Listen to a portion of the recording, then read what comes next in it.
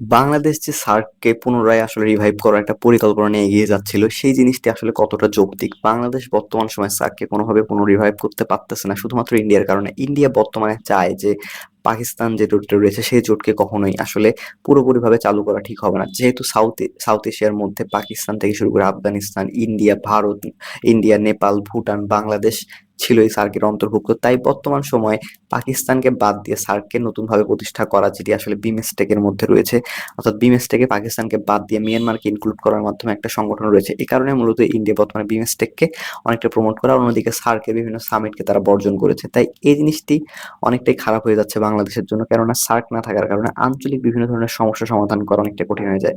যেহেতু এই ধরনের সংগঠনগুলো মূলত আঞ্চলিক সমস্যা সমাধান বা আঞ্চলিক ডেভেলপমেন্টের জন্য সবচেয়ে বেশি কাজ করে, এর উদাহরণ আমরা আসিয়ান থেকে দেখতে পাই। যেমন বর্তমান সময়ে আসিয়ানের বিভিন্ন দেশ নিজেদের মধ্যে যে ধরনের সম্পর্ক বজায় রেখেছে, স্থিতিশীল সম্পর্ক এবং বাণিজ্য বজায় রেখেছে, সেটি সার্কের মাধ্যমে বর্তমান সময়ে করা অনেকটাই সহজ হতো।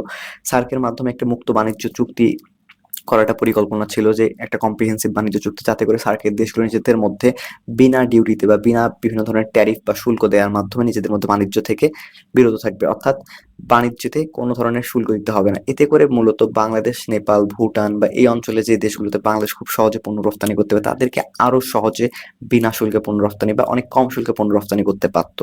এই সুবিধাগুলো সার্ক না হওয়ার কারণে অনেকটাই একদম ঠান্ডা হয়ে গেছে। তাই এই জিনিসটা ব্যাপারটা মাথায় রাখতে হবে যে বাংলাদেশের এমন এক ধরনের সংগঠন প্রয়োজন যেখানে বাংলাদেশের ভবিষ্যৎ অনেকটা নির্ভর করে।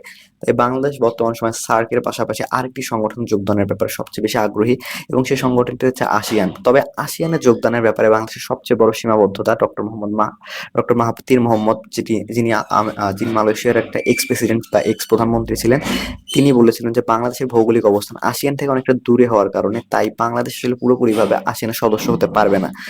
বাংলাদেশ যদিও আসিয়ানের সদস্য হতে না পারে, তাহলে তার মতে বাংলাদেশের আসিয়ান প্লাস ওয়ান নামে একটি সংগঠন রয়েছে, যেখানে আসলে আসিয়ান প্লাস অন্যান্য যে মেম্বার গুলো রয়েছে তারা যুক্ত হয়, যেখানে রাশিয়া বা অন্যান্য চীন যে দেশগুলো রয়েছে তারা যুক্ত হতে পারে। অর্থাৎ বাংলাদেশ চাইলে এই আসিয়ান প্লাস সংগঠনে যুক্ত হতে পারবে। এতে করে বাংলাদেশ আসিয়ানের যে সুবিধাগুলো রয়েছে সেগুলো পাবে না। তারপরেও বাংলাদেশ বর্তমান সময়ে পুরোপুরিভাবে চেষ্টা করতেছে আসিয়ানের একজন পূর্ণাঙ্গ সদস্য হওয়ার। এজন্য বাংলাদেশ ইন্দোনেশিয়া, মালয়েশিয়ার মতো দেশগুলোর কাছ থেকে সাহায্য চাচ্ছে। তো বাংলাদেশ যদি আসিয়ানে যুক্ত হতে পারে, তাহলে সেক্ষেত্রে এটি বাংলাদেশের জন্য একটি বড় সম্ভাবনা সৃষ্টি করবে, এবং একই সাথে বাংলাদেশকে এই অঞ্চলে একটি গুরুত্বপূর্ণ দেশে পরিণত করবে বাণিজ্যিকভাবে, এবং বিভিন্ন ধরনের পণ্য রপ্তানির ক্ষেত্রে বাংলাদেশ আসিয়ানের সুবিধাগুলো পাবে। তো বাংলাদেশ যদি আসিয়ানে যুক্ত হতে না পারে, তাহলে বাংলাদেশের কাছে আর কি ধরনের অপশন থেকে যায়? যেহেতু বাংলাদেশ ব্রিক্সেরও মেম্বার হতে পারতেছে না বর্তমান সময়, একই সাথে আসিয়ানের মেম্বার হওয়া অনেকটা কঠিন। তাই আঞ্চলিক সংগঠনগুলো থেকে বাংলাদেশ অনেকটাই দূরে রয়েছে, বা শক্তিশালী কোনো আঞ্চলিক সংগঠনের সদস্য না হওয়ার কারণে বাংলাদেশের যে বাণিজ্য, সেটি আসলে এইভাবে সুবিধা নিতে পারতেছে না, যেটা ইউরোপীয় ইউনিয়ন বা হচ্ছে আসিয়ান বা এই বিভিন্ন অঞ্চলের যে আঞ্চলিক শক্তিগুলো রয়েছে বা আঞ্চলিক জোটগুলো রয়েছে সেই জোটগুলোর মাধ্যমে হওয়ার কথা, সেটি বাংলাদেশ পাচ্ছে না। তাই বর্তমান সময়ে বাংলাদেশের উচিত হবে যে নিজেদের ডেভেলপমেন্টের ব্যাপারে অনেকটাই অগ্রসর হওয়া। বাংলাদেশ যদি একটা ইকোনমিক্যালি অনেকটা ডেভেলপ কান্ট্রি হয়, বলতে গেলে যদি বাংলাদেশের জিডিপি $1 ট্রিলিয়ন হয়ে যায়, আপনারা যদি ধারণা করেন, তাহলে দেখতে পাবেন যে $1 ট্রিলিয়ন একটা ইকোনমিকে নিজেদের জোটভুক্ত করতে কোনো দেশে আসলে না বলবে না। যেহেতু বর্তমানে বাংলাদেশের জিডিপি প্রায় 400 বা $450 বিলিয়ন কাছাকাছি, যেটা অনেকটাই কম। আসেন অন্যান্য দেশের জিডিপি প্রায় 350 থেকে 450 বা 500, 800, $1 ট্রিলিয়ন মতো রয়েছে। যদি আপনার কাছে দেওয়ার মতো কিছু থাকে, যেমন বাংলাদেশের মার্কেট যদি $1 ট্রিলিয়ন মতো বড় হয়ে যায়, তাহলে আসিয়ানের দেশগুলো চাইবে যে বাংলাদেশের মার্কেটে যাতে শুল্ক ফ্রি অ্যাক্সেস পাওয়া যায়। তখন আসিয়ানের দেশগুলো অনেকটাই সহজে বাংলাদেশকে আসিয়ানে অন্তর্ভুক্ত করার চেষ্টা করবে।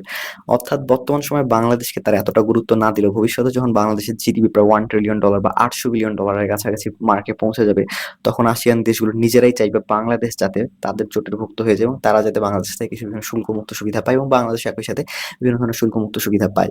তো এই জিনিসটি বর্তমান সময়ে বাংলাদেশের জন্য খুবই বেশি গুরুত্বপূর্ণ, যে বাংলাদেশের উচিত হবে তাদের ইকোনমিতে ফোকাস করা, যাতে ইকোনমির আকার বড় হয়ে গেলে ভবিষ্যতে আসিয়ানে যুক্ত হওয়াটা বাংলাদেশের জন্য সহজ হয়ে যায়। তো এই বিষয়ে আপনাদের গুরুত্বপূর্ণ মতামত জানাতে পারেন, যে বাংলাদেশে আসিয়ানে যুক্ত হওয়া উচিত হবে কি হবে না, এবং কি ধরনের সুবিধা পেতে পারে। আর কোন বিষয়ে ভিডিও চান তাও জানাতে পারেন কমেন্ট বক্সে। দেখা হবে অন্য কোনো আলোচনায়। ইনশাল্লাহ, বাই।